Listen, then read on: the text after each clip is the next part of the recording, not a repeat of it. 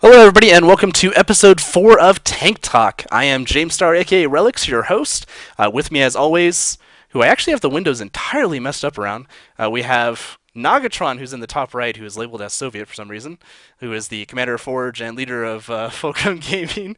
And then we have Soviet, who is Nagatron for today, in the bottom left there, who is a member of Fulcrum Gaming and just recently jumped into becoming a caster. So, yeah, very exciting for him. We also have our very, very special guest, Caleb Fox or also known as Lord Farquad from Wargaming, who is the head of esports. So, welcome to the show. Thank you. I'm glad to be here. Yeah, very good to have you. Um, so let's go ahead and we'll go through the regular show. So I have news we'll go through, and then we'll talk a little bit about tournaments, and then we'll go into an actual Q&A that we've been setting up for a few days on the forums with Lord Farquad. We got a bunch of esports questions that we're going to go through, and then after that we'll have a nice little discussion on premium ammunition, as well as World of Tanks becoming an esport. Um, and kind of like what the big thing that World Tanks has going for it and what it needs to be worked on. So we'll go into a nice little discussion about that. As always, we do have some Fulcrum Gaming people in the crowd that are going to be taking any kind of questions you have. So throughout this entire episode, if you have any good questions, go ahead and type them out in chat. They'll grab them, and we'll go ahead and talk about it at the end, including any questions you have for Lord Farquad that we didn't catch at an earlier time. So, yeah, let's go ahead and jump right into it. First of all, starting out with general news that we got going on. Um, there was an announcement. They saw a lot of pictures going around and actually got some stuff here for 8.6, which is actually going to be a really big change for artillery, where they're going to start stretching the line all the way up to tier 10. We've heard about the discussion quite a while ago, but we know it's officially coming up here. It'll be a pretty big thing. You can see some pictures here of some of the new artillery they have. Some of them kind of look like just maybe on different chassis and such. That one actually is kind of an interesting take. Kind of looks like a Wolverine. Um, but so a lot of interesting things coming out with patch 8.6. Really looking forward to that. What do you guys think about the stretching of artillery through tier 10? Well, I'll say from a wargaming side, we're actually pretty excited about it because it makes matchmaking a lot easier. I mean, obviously, there's been mixed feedback on the current matchmaker and what happens with artillery, and a lot of that is caused by the fact that it only goes up to tier 8. So we're pretty excited that it's going to now kind of even the playing field, so to speak, when it comes to matchmakers, since all the Arty are going to be matched the same way any other tank is. Mm-hmm. It is definitely going to be interesting to see what happens to the 7 versus 742 format. What decision is going to be made in terms of whether they're actually going to go down to now the new tier 8 Arty, or whether they're going to keep it, available as a tier 10 Arty. There's a lot of talk about that in the esports world. Caleb, do you happen to know anything on that? Well, I would say, I would say that there's a lot of talk in the wargaming world about that particular issue too, and there are kind of two camps, and we're not exactly sure how we're going to call it yet. But I think it'll be pretty good either way. The tier 8 arties aren't that much different from the tier 10s, so I don't think it's going to be a huge change. Yeah, because Gotcha. they're looking to stretch the current tier 8 already up to tier 10, right? Is it just like a push there? Do you know, or um, are they like making new tier 10s for it? The original No, idea was yes, new the ones. current.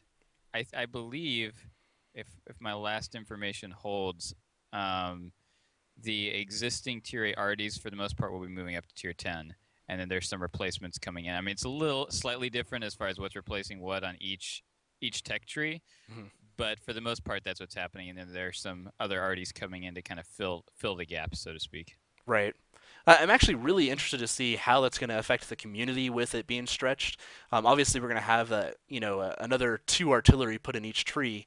Um, and like right now, when you look in public matches, I mean, you have a tier 6 artillery matched up with anything that's tier 8, and it does just absolutely amazing. Everybody hates it. I wonder if that stretching of artillery is going to maybe make people like more accepting of artillery when it's more, I guess, when they're matched more appropriately with the correct artillery. So I'll be interested to see how that works out. It. That'll depend a lot on how they're balanced to begin with. Mhm. Um, I don't think it's going to cause people to hate artillery any less, though. I think that's an entirely different Come issue. Again, on. artillery is in their game; they're going to be upset about it. But like Caleb was saying, if you spread out the tiers, you've got a number of people who are trying to play, and they're going to be spread out more across matchmaking. So even if Mhm. they don't put in a cap, you're going to have a lot less artillery per batch. Probably not the whole 5v5 thing that we've got going on now, which in my opinion, is bad as an artillery player as well. If you're paired with four other guys, often you're all shooting at the same thing, and everybody is bunkered down because there's five artillery on the map. So what fun is that for anybody in the match? Not much. T your target. T your targets. Keep missing all those It's rounds. hilarious because everybody who always says that didn't tee the target themselves. That's usually me. I do that all the time. Um, yeah, I guess we'll see how it works out. Do you know, Caleb, if they're going to be doing any kind of rebalancing of all the artillery? Or is it just the addition and move back? I can't speak too much Okay, about what they're going to be doing with each specific artillery, quite frankly, because I haven't looked at the details on that. gotcha. I'll bug you later about that, I'm sure. Right, right. So the other big announcement, we'll go ahead and move on off of the 8.6 artillery changes there. Um, we also had the Global Developer Summit for Clan Wars, which I believe Kevin was there, who is General Direction, right? I'm pretty sure he was. Yeah, he was the one that was there. That's correct. So there's two big changes that I pulled out of the summit that they had in the thing. That they didn't really have a lot of information that came out of it yet. But the two big things I saw was, first of all, not official, but they have the seasonal clan war system. So it'd probably be like a reset of the map every 3 months or whatever duration they come up with. And that I think is a really interesting concept that a lot of people have talked about to try to make the maps a little bit less stagnant. Maybe hoping that alliances change between each season, so you'll see maybe a different look of who's exactly controlling the map. What do you think of that change, David? It's really going to depend on how the seasons are structured. Um, I think it's a decent solution to what we have going on right now, but I think Clan Wars has bigger issues than that, and we're due for basically an entire overhaul of the system. Mm-hmm. So it'll be interesting to see how it works out, but um, it's probably the best thing they can do in the meantime, at least. Yeah. Any thoughts from the grunt side? I think it's going to increase competition for Clan Wars, especially in regions like Russia. Russia is right now just, they have so much map available, so much land available. There's talk about uniting the two regions, and then, of course, seasonal resets, I guess, or seasonal events, which is going to increase tensions in Russia, I think. And it will be interesting to see how it affects the U.S. I know the U.S. Server is a little bit less. Population-wise, it's lower than RU and EU regions, but at the same time, it will introduce more action on the Clan Wars map.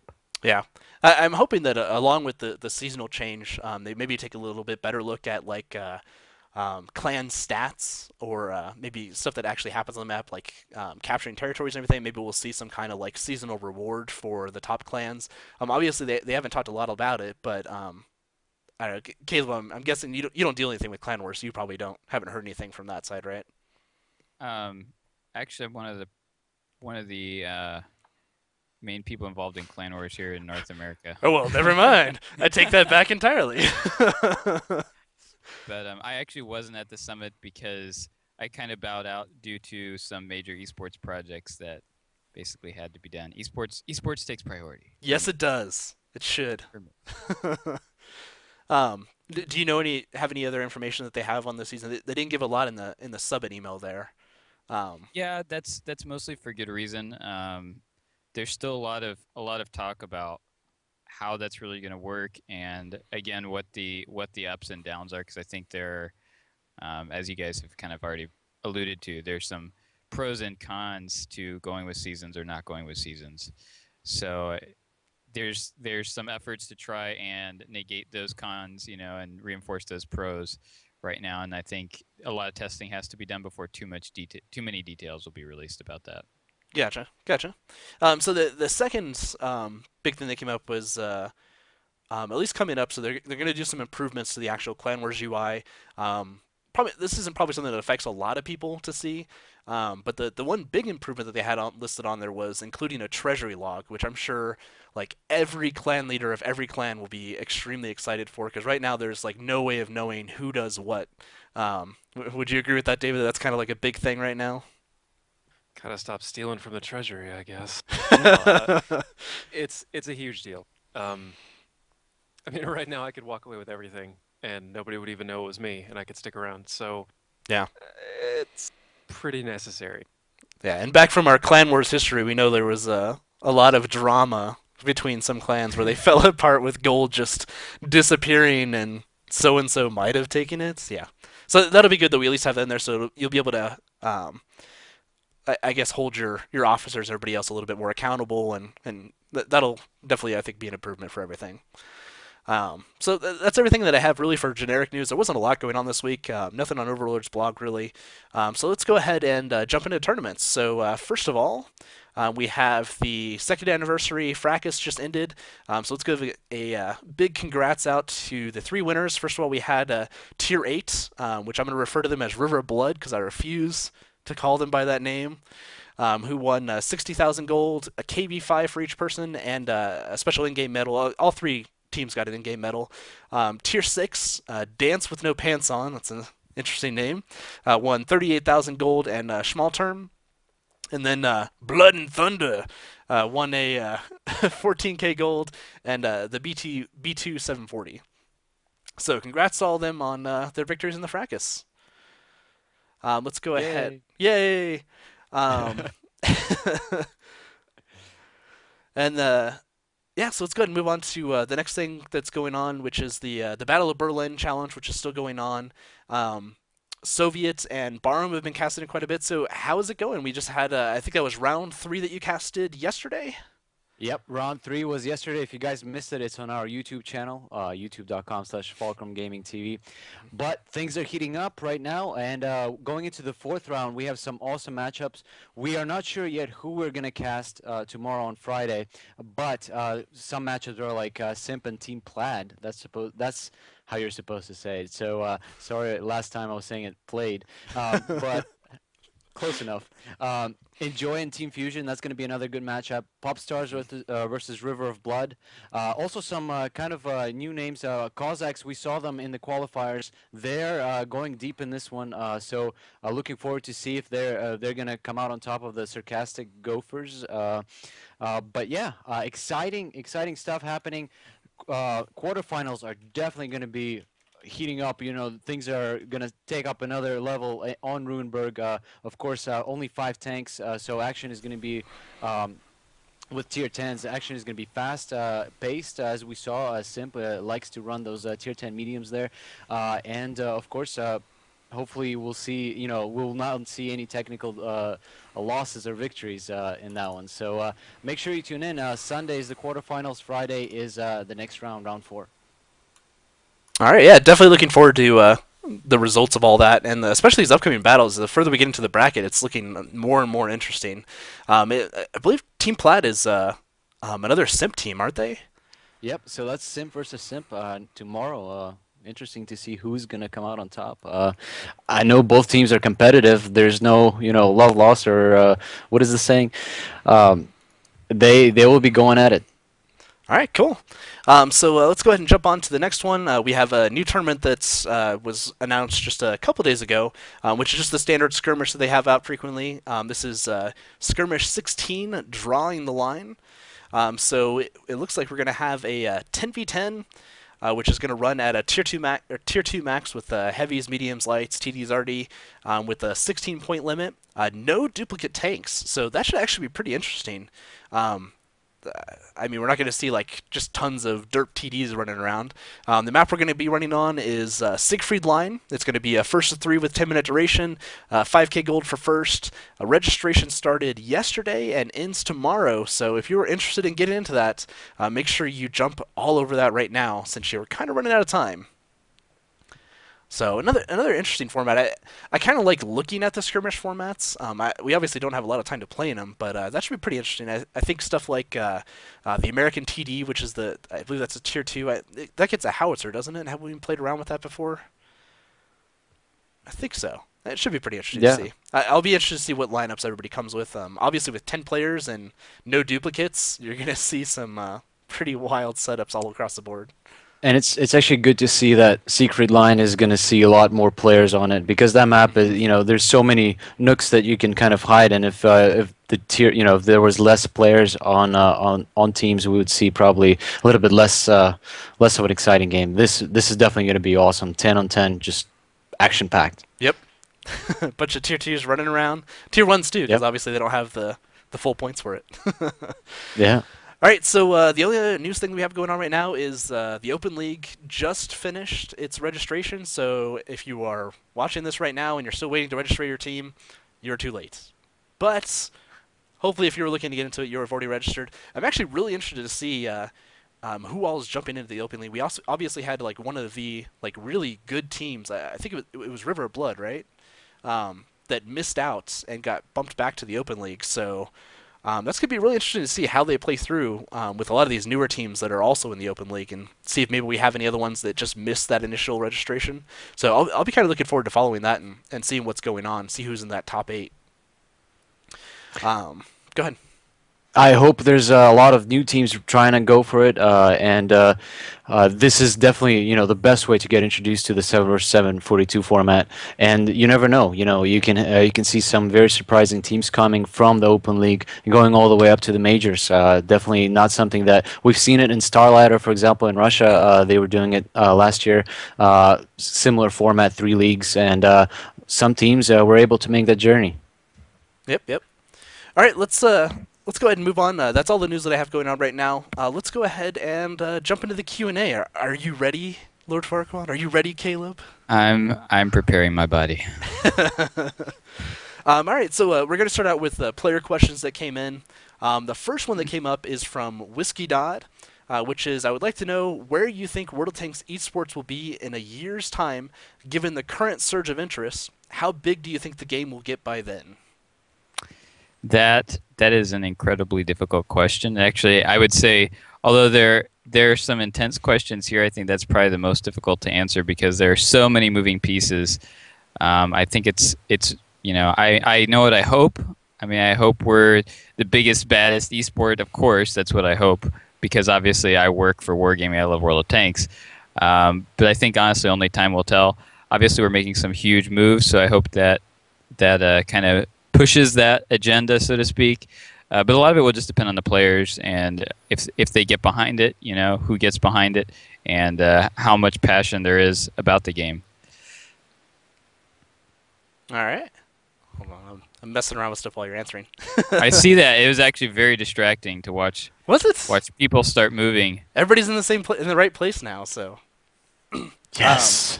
All right, let's go ahead and move on to the next question that we have here, which is from Zombie Food, who is asking, do you plan on doing more tournaments in the Fracas style, which is being the 4v4 with tier 8s, tier 6, tier 4, like bracketed down like that? I mean, this isn't the first time we've done it.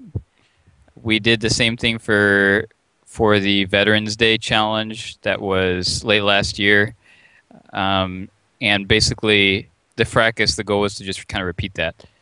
And so I think it's something we like to do because it tends to, eliminate some of the top team, or it's not eliminate, separate the top teams and some of the newer teams because obviously the higher rewards are at the higher tiers. So it kind of creates a more enjoyable playing field for those involved. Yeah, it definitely seems this specific format kind of jumbles things up with who ends up on top. I don't want to say because it's more random and luck based, but the fewer people you have on the board, the more I guess the more differences you're going to see who's going to be up there. I don't know if I would say it's luck based, but random factors or factors beyond your control, at least, maybe not entirely random, do play a bigger part in this. If you've got one extra tier 8, there's a little bit more you can do to make up. But if you make a single mistake or timing just doesn't work out for you, you're pushing and they're camping, and you lose a tier 8, it's pretty hard to come back from. So yeah, I would definitely say it'd be much more variable results than standard 742 or something like that. Yeah, which works for what they're wanting. Let's go ahead and jump into the next question, which is from The Environment, That's his actual name, not from the environment, like outside in Philly or anything. Stop cutting our trees. Our office is totally green. It's okay. It better be. That's the question. So his question is, actually, let me. I'll go to that question next. I'm missing a question in between that's kind of related to that. This is a question actually from Commander J. So this is again related to the fracas. Obviously, we had some things going on. Let me read his question. What was learned from the fracas to make future events go more smoothly, and is it possible to test future events internally to prevent similar issues? So, yeah, I mean, I'll kind of say as much as I can without getting myself in trouble here. Mm-hmm. A lot of what happened with the fracas was basically just timing issues. So, for example, one of us happened to be out of the office that weekend, and as a result, I was the one doing the scheduling, which I haven't done in quite a while. And those are just due to circumstances that couldn't be helped. It should have gone smoothly, but basically one number is what happened. One number was misplaced, and that's what happened. Unfortunately, then there's only being two of us, one of us at the time. It wasn't very easy to reschedule everything. So I know a couple teams were misscheduled, and I apologize, but I will say it's their fault they stayed misscheduled, because there are procedures you can follow. You can email tournaments@wargamingamerica.com, or you could PM me, obviously, since I'm the one taking care of that, and we would have rescheduled you. I know it sucked for one team that played at like 6, some ungodly hour. It was like 6 a.m. in the morning. Wow. But again, there is quite a bit of lead time, so at that point you should contact us personally, not just through the forums, because as soon as you put something up on the forums, it could be lost in 20 pages of posts. It's very, very difficult to make sure you read all the posts on a particular thread, especially when you're running around trying to schedule battles. So there are. I mean, the good news is that a lot of these issues are issues that have kind of existed in the past, and it's because of how our tournament tool functions. The good news is that we've been working for several months to develop new tournament tools, and eventually we're probably going to be moving away from a lot of the coding that's currently on the portal. The portal is coded in such a way that it's designed to handle the maximum amount of traffic, so there's not as much that you can do with it. So we're actually basically completely redesigning our tournament tools, and once that happens, in addition to us hiring some more esports staff in North America, our esports staff in North America happens to be the smallest team of the regions. Then these kinds of issues shouldn't happen at all.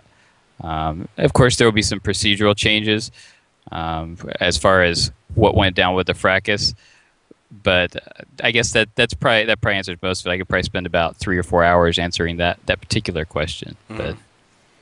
Well, that's good that you guys are at least learning from it, and it's really good to hear you're developing specific tools for esports outside of the portal. So that, like you said, hopefully that'll start fixing some of those issues. And obviously the big thing here that we've learned is that Captain Judo is not allowed to go on vacation ever. This is true. And never again. Never again. Never again. And again, that's there. And it wasn't just that. We did bring in some people to try and help, but then when things start to go wrong, if those people haven't been trained properly, then obviously then at that point only one of us could actually do a whole lot for it. Right. So right. So in the long run, it's going to come down to migrating to our new tool set, and that will help a lot. Cool. So let's go ahead and jump back to the environments question, which is. Where would a good place to start to get into esports for World of Tanks? Or where is a good place to start to get into esports for World of Tanks? Yeah, there we go. I think that you guys already kind of mentioned it, that the Open right now is actually probably one of the well, I guess it just closed, so that sucks for you. The closed Open. Yeah, the closed Open, the Open that is now closed.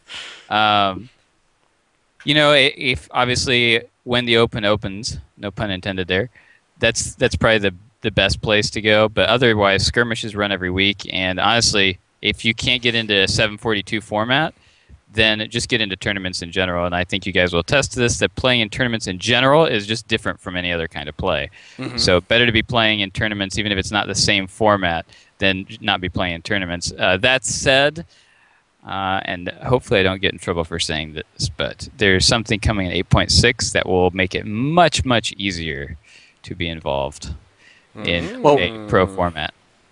I like the One sounds of thing I that. want, Go ahead. one thing I want to bring up is skirmishes. Even though the formats are different and they're always exciting in how they're formatted, but it's still a good way to get some practice playing together as a team, getting some, some of your friends that you usually platoon with, and also for especially newer teams, it's easier to get in. Into tank companies, medium tank companies, and whatnot, to also practice some of that team play, which is very, very important for esports. Yeah, definitely. And if you need to find a team or anything, there is the forums. You can always post on there what you're good at. Maybe try to platoon with people. Being in a clan is always a really good way of finding other people interested in doing in tournaments. So that's definitely a way to go. Let's go ahead and jump into the next question, which is from Millard, or Millard the MK. Millard the Thimk? How do you say his full name? I just always call him Millard. From Team Played, Yeah, just yeah. go ahead. Millie Vanilli. Millie Vanilli, I like it. Do you see Wargaming ever having their own North American streamers to stream rounds, like Fulcrum is doing for the Berlin Challenge? Yeah, I mean, I think if you look at what RU and EU are doing now, and I'm probably going to bleed into another question here, but if you look at what the EU and RU are doing right now with their streaming, I mean, that's going to happen here as well.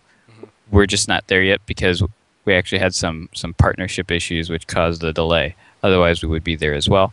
As far as the community doing it, that's really up to the community. So if someone wants to do it, there's nothing really preventing them from doing it. It's just a matter of taking initiative. Yeah. I mean, look at all of us doing any of the casting that we've done in the past. It's all us just kind of jumping on it. So. Yeah, exactly. Cool. So the next question we have, which kind of follows up into that, is from Mazer. There are a lot of teams out there who don't want to be streamed. Constant problem we get. If World of Tanks wants to make it big as an esport, we need some teams to showcase. What steps, incentives can be done or can be offered to change that mentality? We want to see more games. Yeah, I think that kind of bleeds back into the last question a little bit. I mean, obviously, as things grow here, it's going to be more advantageous for teams that want to be professional level teams to stream because it can provide a potential source of revenue. It increases brand recognition, et cetera, et cetera. So as that occurs, I think we'll see a lot more streaming.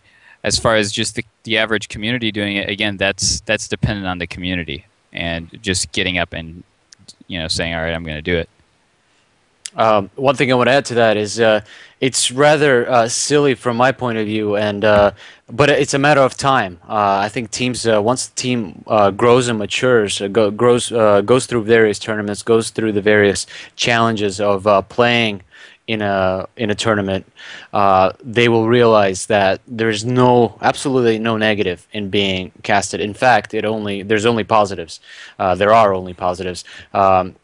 Being casted, you get your team name out there. Yeah, of course, if you're winning, that's a huge thing. You're instead of just you and the opponent knowing that you won, now all of a sudden, 400, 500 people, that's been our average here when we were doing the tournaments, know and are following your team through this tournament and will be probably cheering for you because now they have, kind of an attachment to your team. They saw how you play. Hopefully the commentators did a good job showing what happens, how it happens, doing the team speak feeds. That kind of goes into the the mindset of the team. So all of that I see as a positive, and with the delay, there's absolutely, there's no way like, oh my God, the enemy team is going to be looking where we're moving. Yeah, if they're going to be looking and basing their moves on the previous round that you just played, sure, they'll be doing that. But the meta game of the World of Tanks is so great that there's absolutely no negative here. Yeah, I mean, you compare it to any real sport, take football or soccer or what have you. You can't. One team doesn't play a game and then say, "Oh, all right, we don't want the next team to watch our game." Yeah. And not know what we played, what tactics we used, etc. Of course they know. They watched your game. They studied your game. Yeah, that's normal. Yeah, they do taping session. No, NBA scouts actually know the play calls for various coaches because they've been playing so much against each other that they know what's coming. But it's just a matter of execution. The team that executes better wins, and that really closely relates to tanks. Yeah, and it forces you to develop new strategies, new ways of playing that the other team wasn't necessarily ready for. Yeah, definitely. And just as an example of what's coming up here, we have the NVIDIA International Tournament coming up, and a part of that me and Nagatron are going to be casting. Replays are going to be a requirement from NVIDIA, so anybody can get casted at any time. We'll see what battles come up. So expect to see lots of people being casted for that. In the rules, it says you have to keep your replays for 7 days. So if we were to ask somebody and they didn't have it, that could theoretically be grounds for dismissal.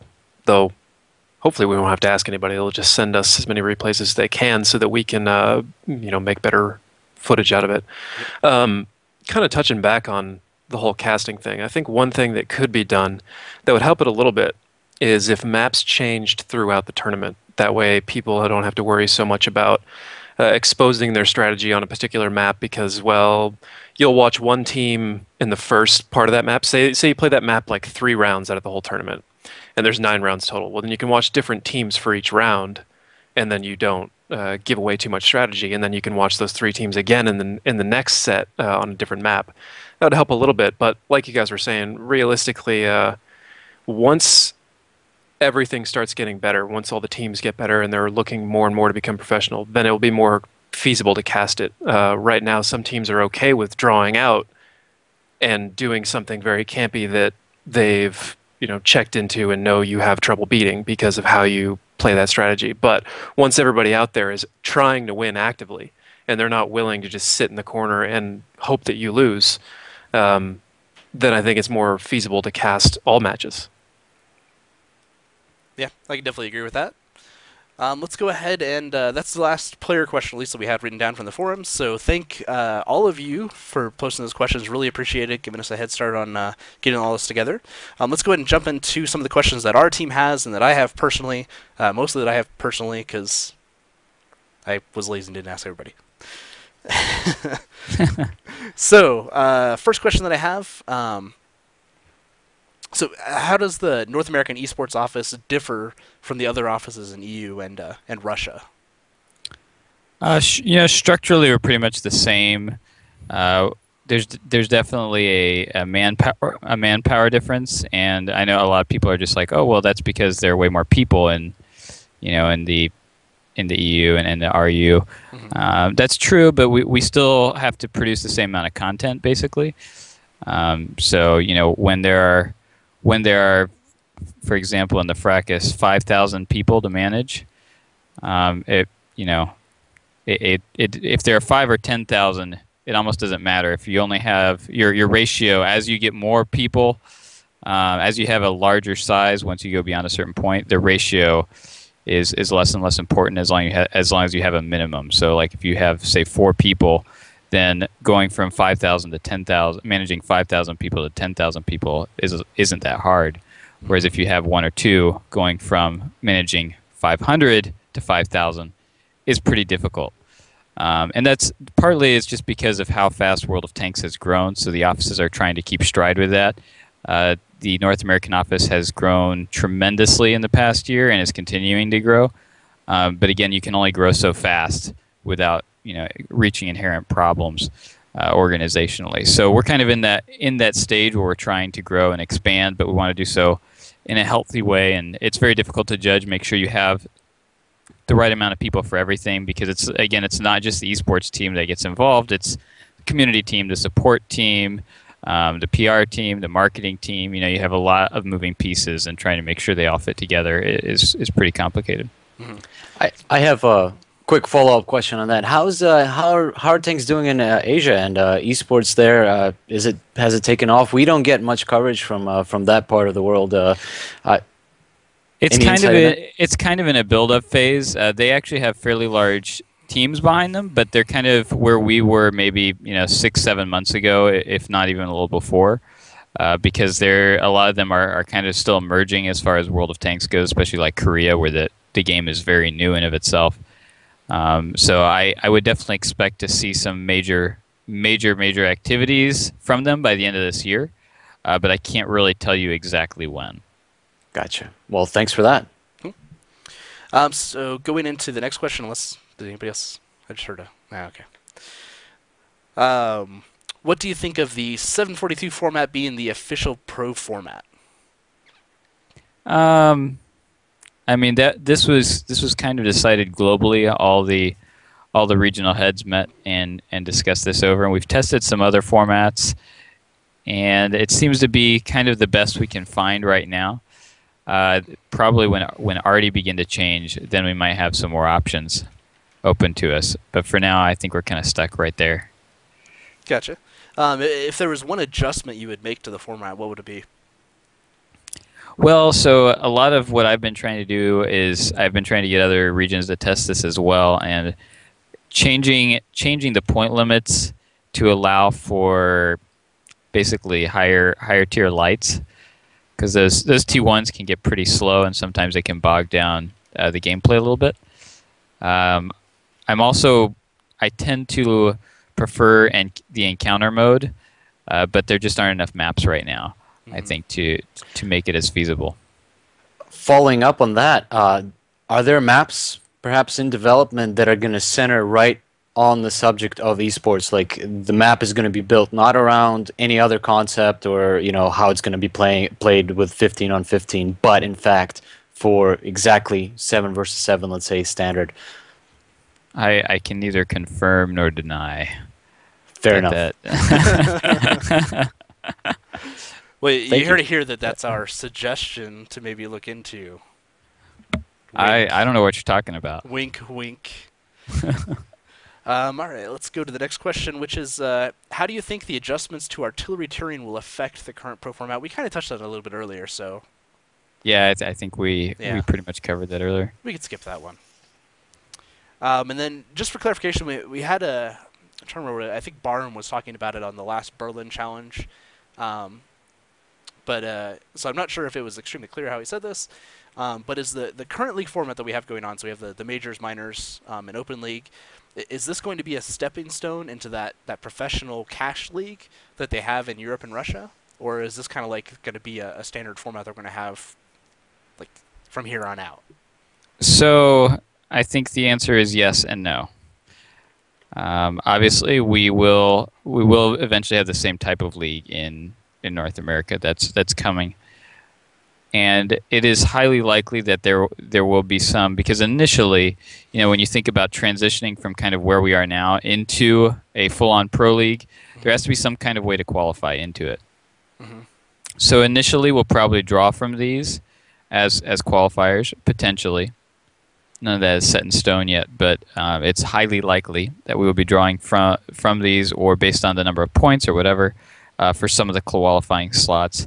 That's kind of something we're discussing right now. And then after that, who knows at this point? It's likely that they will kind of morph together to be, somewhat more of a tiered from pro all the way down to the open type of thing. Mm-hmm. But to be honest, until everything is kind of solidified, we just won't know. Gotcha. So performance in this league could be much more important than the way it seems right now. Hence the little asterisks. Additional pricing, yeah. Yeah. Cool. Let's go.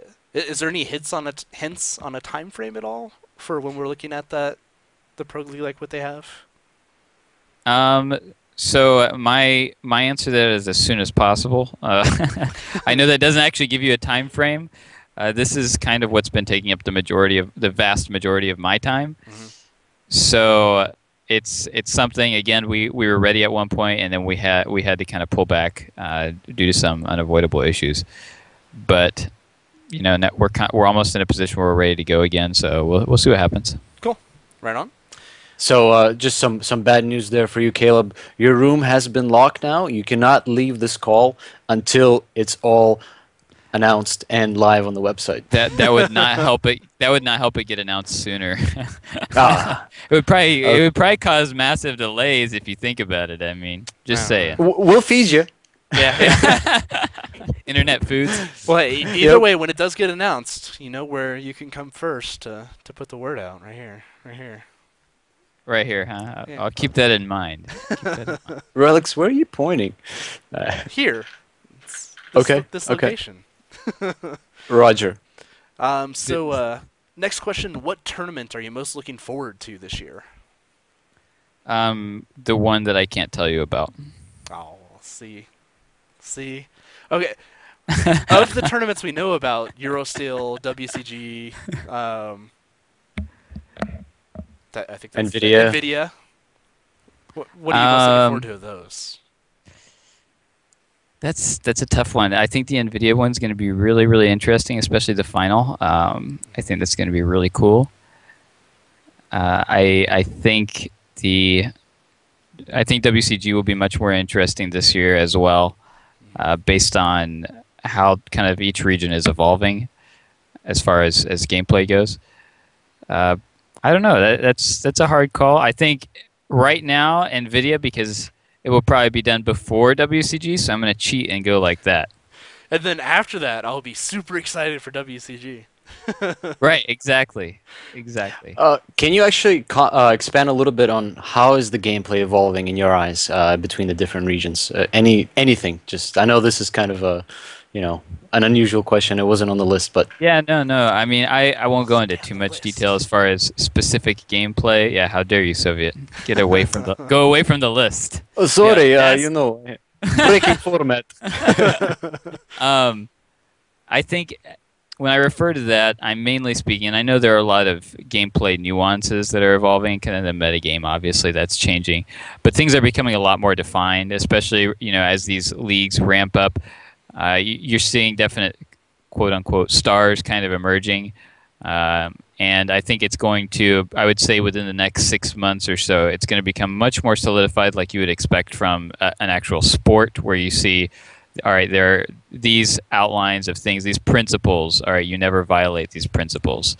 There are always certain things you're going for. I'm a chess player, so I like to talk about chess, but things like in chess, you try to control the center of the board. Okay, there are certain principles that you go into a game with knowing, and it evolves into a much more of a kind of a professional element, so to speak. There are basic principles that then can be, what's the word I'm looking for, simplified for newer players coming in, and it's like, all right, I have these 5 principles coming in that I've gotten kind of from the immortals on high, who have slaved away to figure out what is the best way to do this, and I have these principles now going into the game, so it's not going to be, all right, I'm just going to follow the guy in front of me.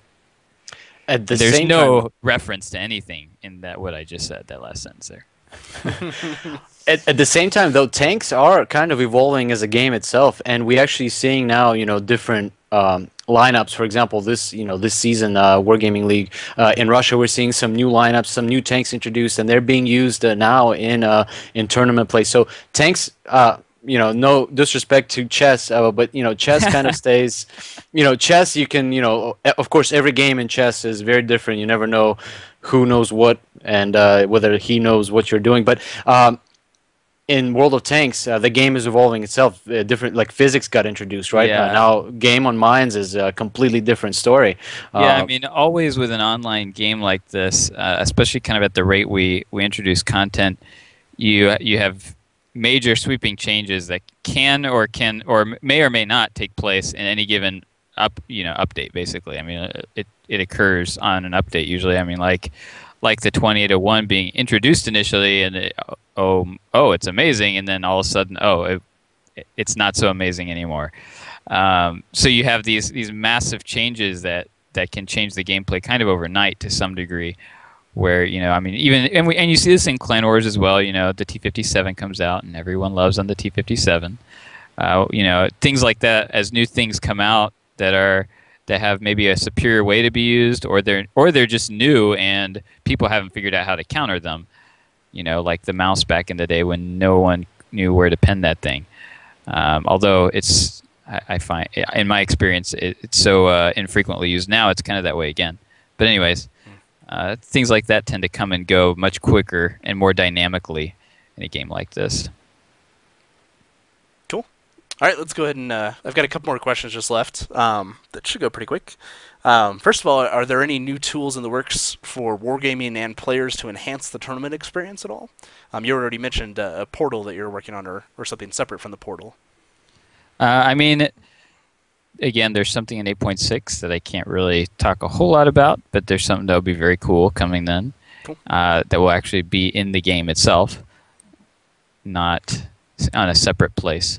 Gotcha. Can I spoil it real quick? They're gonna replace the button back to the game and back to the garage again. So now that you're used to it, Surprise! Darn you, Soviet! How did you know? sorry, back AGB. Come on. We're going to change the back to game button to the tournament, a link to the tournament page, so it'll actually minimize your client and take you to the tournament page. Nice.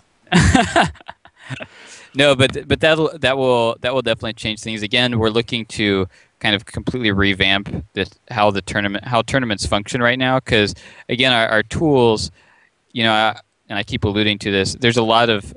I think they were good when we first started. We didn't have a whole lot of people participating. We actually had tournament tools. I think if you look at a lot of other games when they start, they're basically doing it in their equivalent of training rooms. That's how they run tournaments. We actually started with some tournament tools. Part of the issue is that we have so many players now that the way they were initially designed, they're just not as efficient because you have to go through and manually scheduling every single battle, and that's basically what it's like. So when that's fine when you're only dealing with 64 teams and there are at most 32 battles, but once you have hundreds of battles going off at once, it becomes kind of crazy, especially when there are only 2 people to deal with it. It can drive you up a wall sometimes. So we're going to completely revamp that, make it much more efficient, include some better limits because, as you know now, it's basic point limits, so we can't limit specific tanks. We're looking into things like that we want to implement, so we can actually say, all right, in this tournament you cannot bring, tier 6 Arty, but you can bring tier 6 heavies. And be much more specific because for new players it's very confusing. Oops, I accidentally queued up with the wrong tank. It launched us in, and then we get DQ'd later by an official because we technically violated the rules. Mm-hmm. You guys have all seen that happen, I'm sure. So there are a lot of things that obviously we've seen it happen too. You don't think that when you put something out there or we hear something we ignore it, but it does take a while to change. We can't just press a button and change it overnight. So it's something we've been working on for quite a while. But needless to say, Captain Judo and I are very excited for it. Cool. Last question that I have for you is, are there any upcoming esports events that you can announce? Any hints? Anything? Not more than I've said. I don't think there's anything more than that I can say than I've already said, unless, without getting into trouble. Okay. Should we amp up the oxygen? I don't even know how to respond to that. Q&A? Let's see. We do have the topics of discussion, but we have only 10 minutes left, so maybe we'll save those for next week. What do you guys think? Just do that. Go to Q&A. Your call. I didn't expect this to go as long with the Q&A. So I'm fine with Q&A now. It doesn't matter. Yeah, let's set up a Q&A. If whoever my watchers are, Jackie, whoever it is, drop it in TeamSpeak what questions we've gotten. In the meantime, you guys want to look at chat and see what we got going? So everybody, we're going to a Q&A, so feel free to drop your questions into the chat. I love the... Here's one. Put a Q in front of it. Make it easy for us. Go ahead. Yeah, here's one that Repo Man dropped earlier. Oh, it looks like he's actually linking it again. How are mods going to be addressed in coming patches, and how will us players know which are forbidden? Is that one directed at Farquad? Well, I'd assume so. I have a feeling it is. Because if we were talking about how it could be done, then we could answer, but how it's going to be done. Yeah. Yeah. So more specifically, they were talking about banning certain mods during tournaments, so I assume that's kind of what they're alluding to. So I'm gonna assume that that's what they're talking about because that's what I'm gonna feel more comfortable answering. To some degree, I mean this is a pretty difficult issue. I'll just put that out there because obviously when we're playing online, I cannot stand behind you and watch to see what mod you're using. Mm-hmm. The big brother cannot be there standing over your shoulder, making sure you're using the correct mods. So there are probably going to be two issues going on here, or two solutions. From the online side, we're probably going to be pretty lax about what mods we ban, and most, I would say, when an issue comes up, like for example the Arty tracer round, everyone remembers that mod. Yeah, so when something like that comes, we have to take a mechanical approach to it and just fix it, because it's kind of game breaking, or potentially game breaking. So we have to fix it with the game. But something, for example, like the zoom out mod, which is I know a lot of people are kind of treated as a questionable mod. It's not something that we can go in and make sure is banned, and thus by banning it, say for all tournaments. And I'm not saying it's necessarily allowed, it's just not necessarily banned either.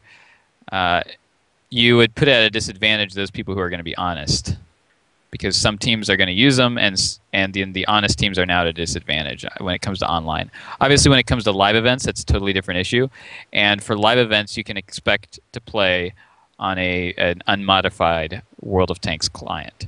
So to some extent, it's probably to your advantage to ensure that you are comfortable with that, if you expect to be in a live environment. Again, that's a sensitive issue, so I'm not going to go any more deeper in that. I'm not going to step in that any more than I already have. Put it that way. Gotcha. Let's see what other questions we got going on here. I see some people asking questions about 8.5, like the S51 line. We don't know anything about that for 8.6. 8.5, I heard 8.5 was released on Russia this week. I know it might be releasing today. So I imagine 8.5 is going to be coming around the corner pretty quick here. It is coming around the corner very soon. Yeah. Question about the Sexton. I'm assuming it was probably dropped from 8.5 because it was absolutely terrible, and it probably needs some rebalancing to make it a working premium. That's my impression of why it's not in there. I don't even know. I don't even know about the Sexton. You don't, why it's not in there. You don't want to know. Right. I don't want to know. It was true. Sad times. Let's see what else we got here. More stuff on the updates. Jung Lawton had a good question. He was asking, esports games have different philosophies regarding balance. In your opinion, which is better for World of Tanks balance? Balancing for the pros, or balancing for the general player base? That's not the first time I've heard that question, and that's definitely a difficult one to answer. For the most part, we balance based on statistics. Because if you balance based on numbers, it's a much more, it's a hard line, and it's not going to be, oh well, I feel like this tank sucks, and I know some people who hate the IS-6. I love the IS-6. I do great in my IS-6. I don't hate the IS-6. So it's not, a lot of it can be very. David just gave me a weird look, or maybe he was just winking at me. Yeah, exactly. So I think for now our balancing isn't really going to change. I think to start balancing specifically for the pro format could have some consequences in the normal game as pubs and clan wars and tank companies occur. So I have a feeling for now most of the balancing is going to occur based on existing statistics, things we can measure and say, all right, obviously this tank is underperforming, this tank is overperforming, we need to, hem this in at this point or this point. Cool. Anybody else got any questions? I'm not seeing too much anymore other than about tanks. AT. Yeah, I saw that one. Heck yeah. We need an AT. We need like a Star Wars mod of tanks where we can drive around all those. Tier 11. Tier 11. You have the 50-2 grappling hooks. Well, Cash13 just had a good question. Will they be thinking about Fog of War for tournaments? That is a great question. I would love the option to put it on. David obviously doesn't want the option. I saw him shaking. No, his the head. option's fine. I just don't want it. Yeah, I mean, there's an inherent problem with Fog of War, and that is that there's a lot of tactics that are affected. Because right now, I mean. And again, I'm not playing on tournament teams now, but I used to do a lot of clan wars, and there used to not be Fog of War in clan wars, and so it's the same thing where you load up, and as soon as you get in battle, or as soon as your loading screen hits, you're like, all right, we got to do this because they're bringing, X, Y, or Z. So this is probably what they're planning on doing. We have to counter that by doing this, moving here. They're probably going to show up here because they're lighter. They're going to show up here because they're heavier. There's a lot of kind of metagame strategy that goes into knowing what your opponent has. And I think that to put Fog of War in, at least for the pro formats, would make gameplay much slower because people are going to tend to be a lot more cautious. Because for all we know, they may have. Yeah, exactly. They may have gone, I don't know, all T28s, and so we could easily roll them if only we knew. But we don't know, so we're going to spend 5 minutes just trying to scout and light them. And they're all hiding back at their base, so we don't scout them for the first 5 minutes. You get something like they bring 3 tier 8 Arty and a couple scouts, and they just go stick those scouts in bushes and wait. And then you're like, all right, well, I got 3 minutes left. Might as well see what's out there. And the first time your tank gets spotted, it just evaporates everyone. You're like, okay. I played a lot of Clan Wars before Fog of War was put in, and obviously after. I'd have to say before was more enjoyable. You had a little bit more control, but often I felt like the team that knew what they were doing the most won, because you knew both strategies basically just by looking at their tanks, but sometimes that was misleading. Like, I'm going to bring a lot of mediums and then go through the city with them instead of the forest or something like that. And you could toy with people a lot more. Now everybody's a lot more cautious, so it becomes this kind of rock, paper, scissors game where it's like, do I camp and try and find out what they have? Do I slightly probe them only to find out they've got 15 mediums and they're running them all down one side? So you have to be spread in order to find all their tanks, but at the same time, if you are spread, you're open to rush tactics and things like that. So I felt like it's kind of harmed Clan Wars since it's come in. And that gets even worse once you have tournaments. I think could be okay for, like, say this coming skirmish where you got 10v10. That's fine. Fog of War could add like another layer of entertainment to it because it's just a fun tournament. But for competitive tournaments, things we want to cast and things that have lower numbers, and it has no place in my opinion. Yeah, I tend to agree, and I think my response would be I want the option, because for a lot of the lower tier tournaments or tournaments that we try that are unique, there are very predictable lineups that are going to come, and when you put Fog of War on there, all of a sudden they're unpredictable.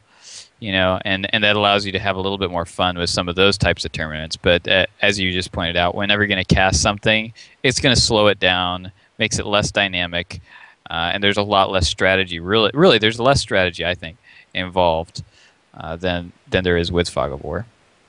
Yeah. Another question here from Lance. Any esports plans for World of Warplanes and World of Warships? Are we going to see kind of similar stuff to what we have here? I think we're always planning on that. To some extent, of course, it depends on the game and what kind of how our players treat the game, so to speak. We're not going to try to force esports on a game that just doesn't feel like it would make a good esport. But if it feels like it will, then we'll definitely give it a try. We've already tried some tournaments with World of Warplanes, and they're turning out fairly interesting, but they can be pretty difficult to cast. It's very difficult to figure out what in the world is going on in a World of Warplanes match. There's planes everywhere. There are planes everywhere, and they're maneuvering, and oh look, there's one guy behind. Oh, he died to someone I didn't even see. Yeah, dogfighting is a lot more intricate than just tanking. Yeah, exactly. It's very easy to comment on a two-dimensional battle because you can stare down and see what's going on. Once the battle becomes three-dimensional, it becomes a lot harder to kind of understand what's even going on in the battle. Cool. That burden would fall pretty heavily on the casters as well. Kind of seeing what maneuvers are coming in and getting ahead of it to get the proper angle and that kind of thing. They'd have to be very good players on their own just to get the right camera angles. Yeah, I definitely agree. They'd probably have to be much better players because a World of Tanks caster can figure out pretty quickly, like, okay, this is good, this is bad. But for a plane, trying to explain all the details that are involved is and I say that as a pilot, it can be crazy. So, all right. Anybody else see any other questions? I didn't catch any of the ones that are specific for the Farquad here. I love the picture you picked for me. You like that? Relics. You like? I was struggling not to laugh. I had to make the mustache a little magical, so it has a nice little red glow to it. It's good stuff. Yeah, I think that's it for questions that we have specific for you. So a lot on matchmaking. Farquad's not really gonna help us out too much with random battles, I don't think. Or um, I will say that I was very heavily involved in a lot of the matchmaker changes you've seen recently, like within the past 6 months. Mhm.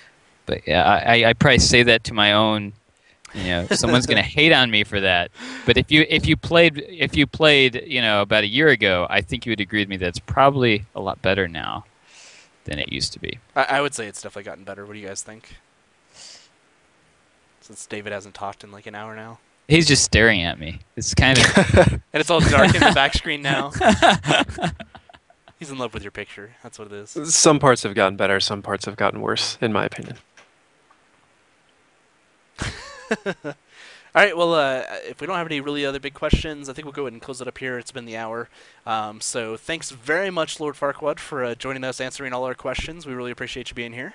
Thanks for having me. We'll have to have you on again, and maybe we'll get Oscar to come on some other time too. So you have to prod him onto it, and then maybe I next don't time think you'll that have would a be- camera. Come on. Well, you know what? The picture was so good. Yeah. I mean, why should I even try? We got to see the lovely mustache. Everyone has to experience the stash. It's like required. As soon as it's seen, the legend dies. That's kind of how it goes in my experience. Yeah, yeah. Sorry everybody for we didn't get to our two topics of discussion for premium ammunition, and WADA as an esport. We'll go ahead and we'll take care of that next week. I'll make sure that's a point we go over that because I do really think talking about premium ammunition is a pretty important topic to really everybody. So we'll touch on that next week. Make sure you follow us on Facebook and Twitter, so /Fulcrum Gaming on both. We're going to have this up later as well as we have all the casts that Soviet has been doing, some test stuff, all kinds of things on our YouTube channel, /Fulcrum Gaming TV. Any last words, Soviet? Put me on the spot like this. You No, knew it was just coming. yeah. Try to tune in tomorrow, 9 p.m. Eastern, 6 p.m. Pacific. We'll do the live cast of Round 4 of Battle of Berlin. Looking forward to some exciting matches. We still don't know which team we're going to cast, but we're definitely going to pick one of the better matchups coming up. And of course, Sunday we'll continue with the quarterfinals. Other than that, thanks a lot for watching, Caleb. Thanks a lot for coming on, and no paka problem. paka from me. Anything from you, Nagatron? Nope. Thanks for stopping by, Farquad. And No problem. that's it. Do you want last word, Farquad? Anything you want to announce to the public now before we go off? Nothing that I'm allowed. Give to. it to us. Dang it! I know. I Give can it. see. We I need can some top see secret. Soviet. Soviet is just Where's my longing hammer? for me to- Most in the gun. All right, thanks again for stopping by, and thanks everybody for joining us. We'll are we going to do any streaming after this? Do you think? You guys down for some streaming? Yeah, If we I don't think. have practice.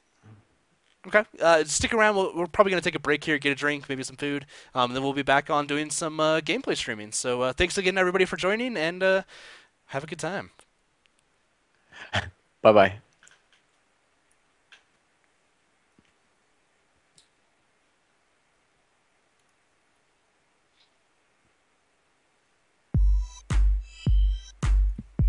What was that?